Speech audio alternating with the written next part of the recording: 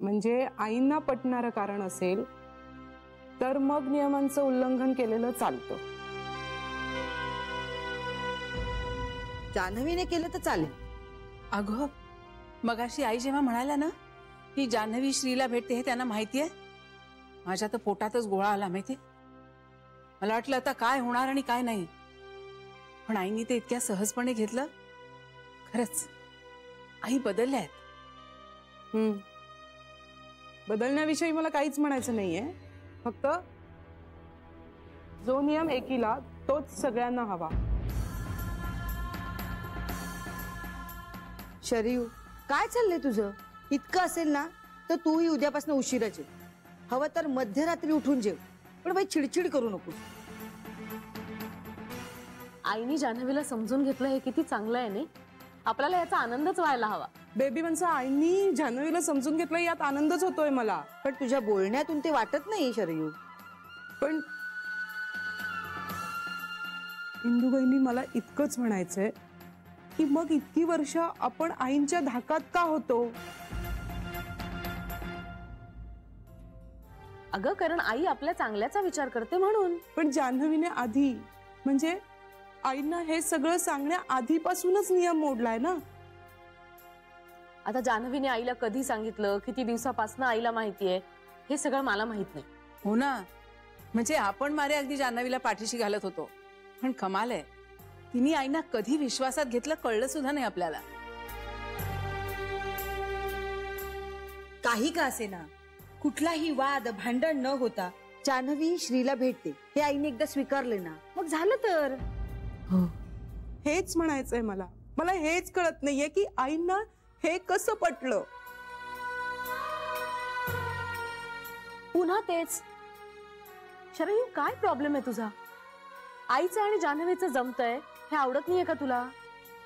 हे बघ शरी, आपण सगळ्या जणी स्वतःची काळजी घेऊ शकू का याबद्दल आईला शंका वाटत असेल. आता जान्हवी आपल्यापेक्षा हुशार आहे, ती कधीही चुकणार नाही अशी कदाचित आईना खात्री वाटत असेल, म्हणून तिला लागणारे नियम शिथिल असतील. आणि शरयू अगं आईंच्या लाडक्या नातवाची लाडकी बायको आहे ती, थोडे जास्त लाड होणारच तिचे.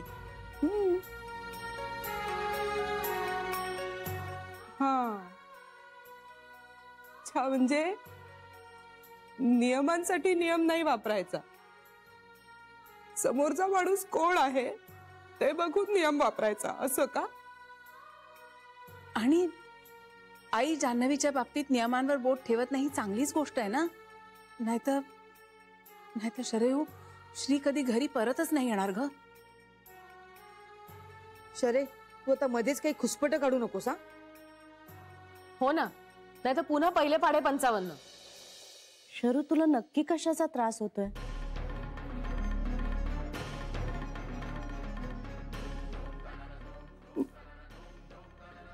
मला फक्त इतकंच म्हणायचंय की जो नियम मला तोच नियम जान्हवीला, असं आईच म्हणाल्या होत्या, हो ना?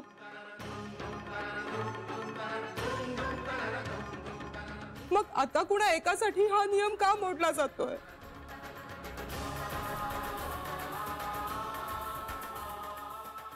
अगं शरू,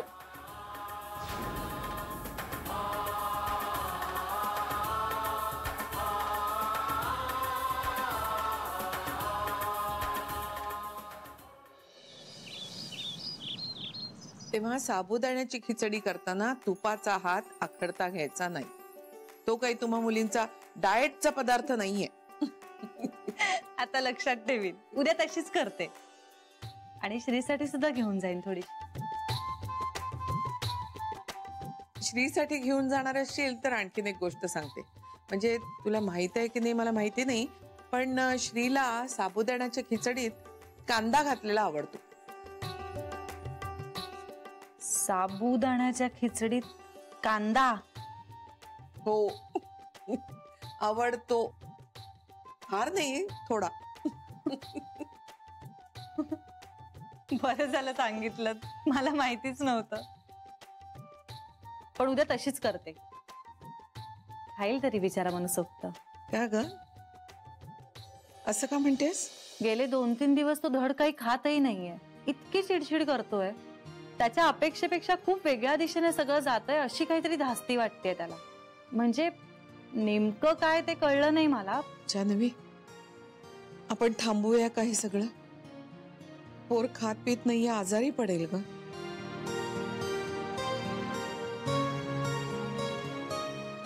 आईजी एक सांगू, म्हणजे तुम्ही इतर वेळी इतक्या कणखर असता किंवा एकदम प्रॅक्टिकल असता, पण जेव्हा श्रीच्या बाबतीत काही ऐकता ना तेव्हा मऊ होऊन जाता. म्हणजे इतक्या की मला अचानक मी आईंशी बोलते की काय असं वाटायला लागतं. हे तुला कळण्यासाठी खूप वेळ आहे अजून. नातवंड म्हणजे दुधावरची साय असते. आजच श्रीला सांगते, सगळं विसर आणि घरी ये बाबा, सांगूनच टाकते त्याला. आईजी प्लीज नको, थांबा. आता थोडक्यासाठी पांढरं निशाण नका दाखवू. अगं पण तो आईजी, अहो तो आता ज्या मनस्थितीत आहे ना त्यात त्याला सगळ्यांचा संशय येतोय. म्हणजे ह्याचाही तो काहीतरी उलट अर्थ काढेल. आणि तो स्वखुशीने परत यायला हवा हे पटतंय ना तुम्हाला? पटतंय ग, सगळं पटतंय. पण हे असं काही ऐकलं ना की खूप काळजी वाटते ग. जान्हवी, अगं एका विशिष्ट वयानंतर आपली मुलं नातवंड दूर जातातच, शिक्षणानिमित्त, कामानिमित्त, आणि त्याची आपली मानसिक तयारी होतच असते.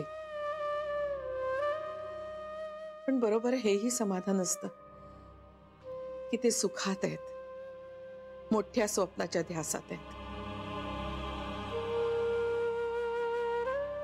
पण श्रीचं तसं नाहीये. तो दूरही आहे आणि सुखातही नाहीये. म्हणून काळजी वाटते.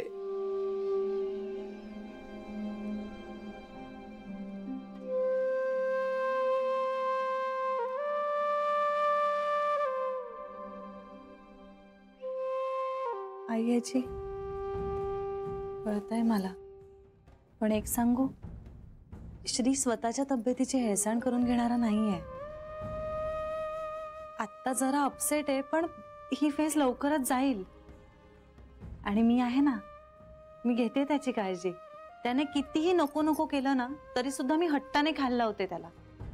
तुम्ही तुमची काळजी माझ्यावर सोडा, मी घेईन त्याची काळजी. तूच तर दुवा आहेस आमच्यातला आणि श्रीतला. तूच आम्हाला एकत्र आणणार आहेस. आईजी, मला मिळालेली बेस्ट कॉम्प्लिमेंट कुठली आहे सांगू? जेव्हा श्री मला म्हणाला की मी तुमच्यासारखी वागते कधी कधी. काय सांगतेस? हा, म्हणजे पुढे अनरिझनेबलचं शेपूट जोडलं त्याने, पण मला आनंद झाला. आणि हे श्रीच्या तोंडून आलं ना ह्याचा जास्त आनंद झाला.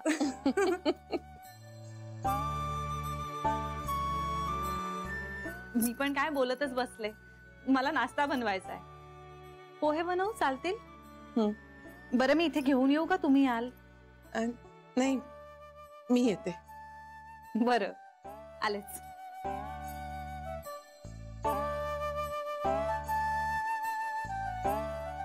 खरंय श्रीचं, कधी कधी मी खरंच अनरिझनेबल वागते. या गोड मुलीवर मी जो राग धरला होता तो अनरिझनेबल होता असंच आता म्हणावं असं वाटतंय. श्रीचं बरोबर होतं, माझं चुकलं. पण चुकले ती नातवासमोरच. माझा नातू माझ्यापेक्षा हुशार ठरला याचा अभिमान वाटतोय मला. खूप अभिमान वाटतोय श्री तुझा.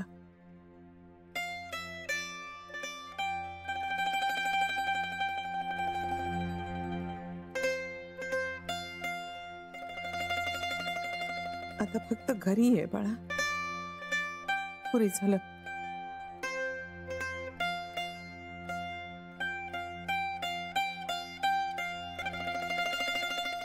मी म्हटलं माळी बुवांना, आता बदलूच नका कुंड्या, पावसाळ्यानंतर बघू.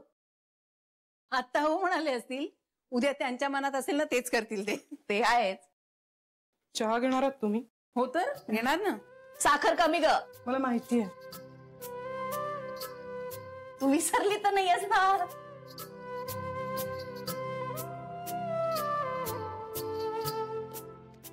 आई मी पोहे करू? हो कर ना. हे बघ कांदा चिरतेच मी. थांब, मी मिरच्या कापून देते. हा, तुला उभ्या लागतात की छोट्या बारीक बारीक? कशी मज्जा आहे ना. म्हणजे आई मला कांदा चिरून देणार, तुम्ही मिरच्या कापून देणार. छोटी आई पण काहीतरी मदत करतील आणि मी बाकी मस्त मिरवणार की पोहे मीच केलेत. मिरव ग, खुशाल मिरव. जान्हवी जरा ताटली दे ना तिकडची.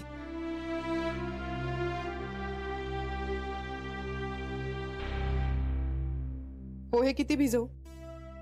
पोहे किती भिजवू देत? माणशी एक छोटी वाटी. मी मुठीने मोजते. अगं तू मुठीनी मोज, वाटीनी मोज, कसंही मोज, फक्त माप चुकू देऊ नको बस. कमी पडलं तर मी नाही खाणार. अगं तसं नाही, कमी पडणारच नाही. मी भिजवते. तू चहा घेणार आहेस? नाही नको. आम्हाला दे ना. आम्ही घेणार आहोत. थँक्यू. थँक्यू.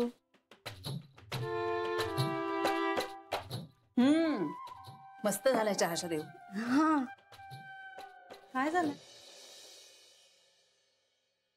तुम्ही तिघे अशा का वागताय? ए तू डबा घेऊन जाणारस ना? आधी मला सांगा काय झालंय, नाही तर मी डबा नाही नेणार. अगं कुठे काय झालंय? काहीच नाही झालंय. चला आवर. हो.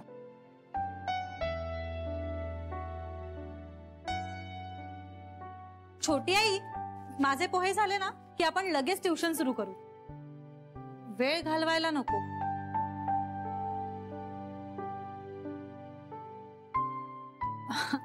छोटी आई, मी तुम्हाला आज एक काम सांगणार आहे. मी बँकेतनं आले ना की मला आठवण करायची, मला साबुदाणा भिजवायचा आहे अशी. कराल ना? तुम्ही आठवण नाही केलीत तर बघा मग श्रीला खिचडी नाही मिळणार. माझं डोकं दुखतंय खूप. मी जरा आत जाऊन पडते.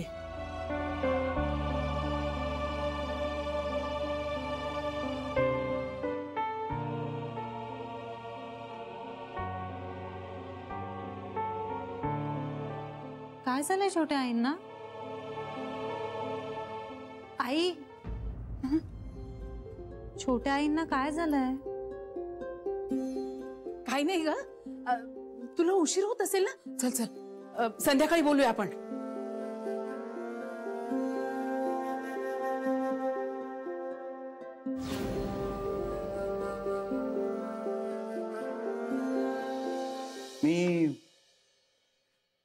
मी हे तुम्ही दिलेलं कॉन्ट्रॅक्ट वाचलंय आणि मला अक्षरशः धक्का बसलाय.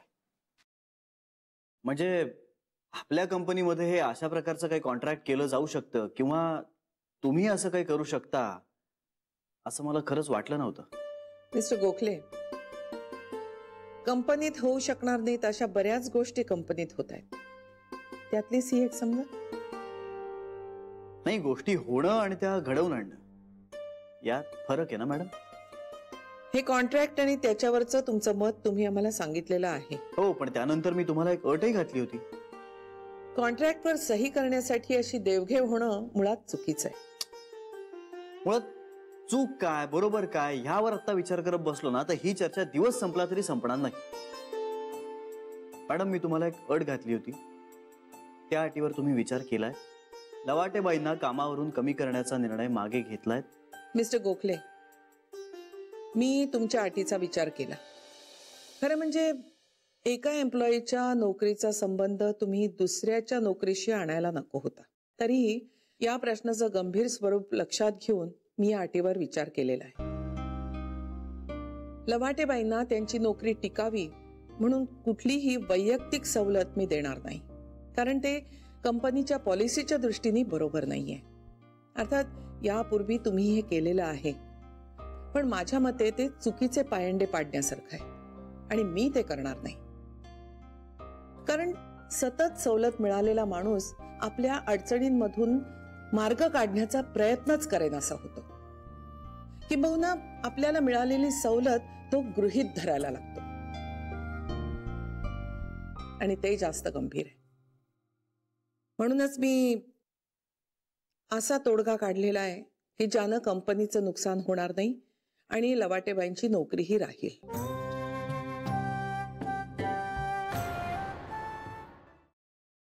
शरयू ना कालपासून अशी विचित्र वागते ना.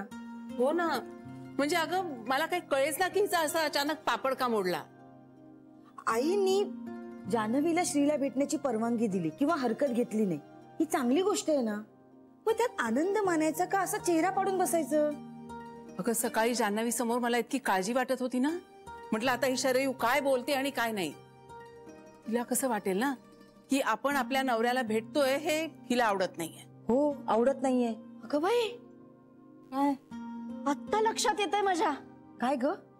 काय आहे, मला असं वाटतंय की जान्हवी तिच्या नवऱ्याला भेटते याचं शरयूला वाईट वाटत नाहीये.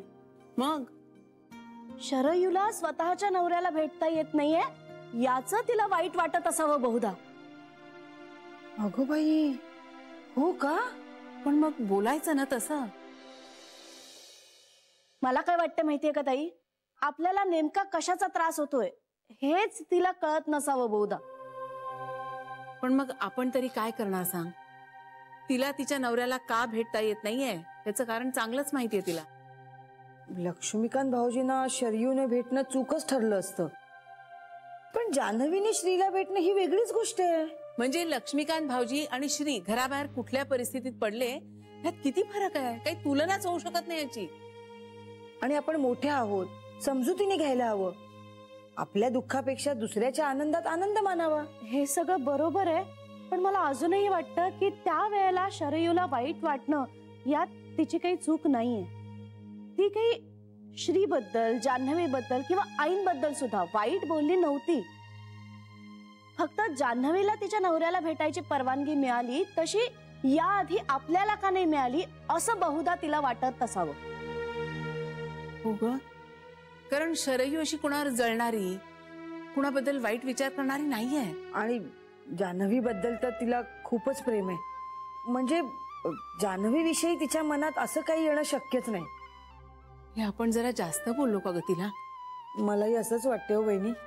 भोळसट आहे हो आपली शरी, मनानं खूप साधी आहे बिचारी.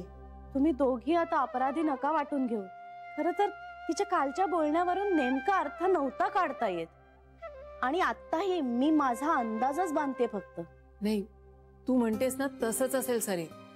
शरयूच्या मनात असं काही चाललंय याचा विचारच नाही केला मी कधी. माझ्याही नाही लक्षात आलं. आपण बोलूया तिच्याशी. छे, आपणच समजून घ्यायला हवं होतं.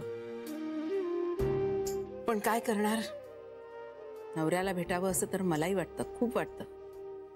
पण फक्त आपल्याला वाटून काय उपयोग आहे?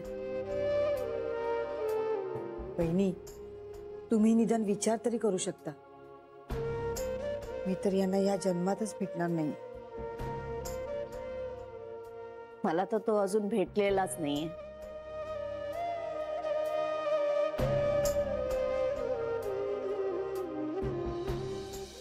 मेद पाठक साहेब, त्यांना आपला मुद्दा सांगा. हो मॅडम. सर, कंपनीचा असा निर्णय झालाय की लवाटेबाईंना परत कामावर घ्यायचं, पण त्यांची head of packing he post काढून घ्यायची. त्यांच्या सहीमुळे मालाचा पुढचा प्रवास होतो. ठराविक वेळेला त्यांची सही झाली नाही तर खोळंबा होतो, आणि हे टाळण्यासाठी कंपनीनं त्यांना त्या पोस्टवरून काढायचं ठरवलंय. सकाळचा अर्धा तास त्यांना संध्याकाळी भरून काढावा लागेल. शिफ्ट हँडओव्हरची जबाबदारी त्यांच्यावर असेल. पण म्हणजे त्यांचं डिमोशन होणार आता. नोकरीत जाण्यापेक्षा हे बरं नाही का? शिवाय कंपनी त्यांना मेडिकल ग्राउंड्सवर लोन द्यायचा विचार करते. त्याच्या लिगॅलिटीजवर विचार चालू आहे. तेव्हा लवाटेबाईंची नोकरी जाणार नाही हे नक्की.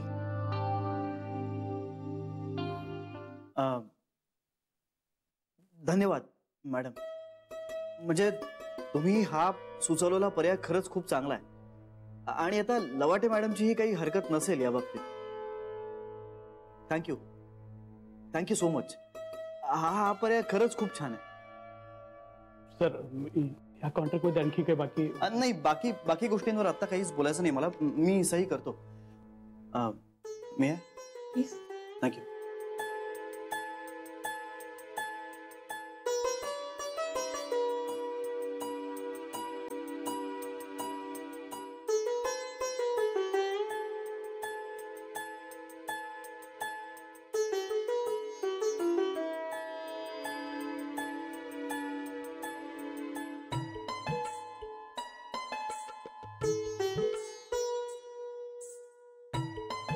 सर प्रत्येक पानावर आपली सही.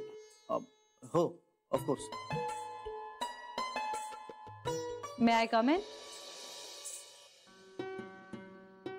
अरे जान्हवी,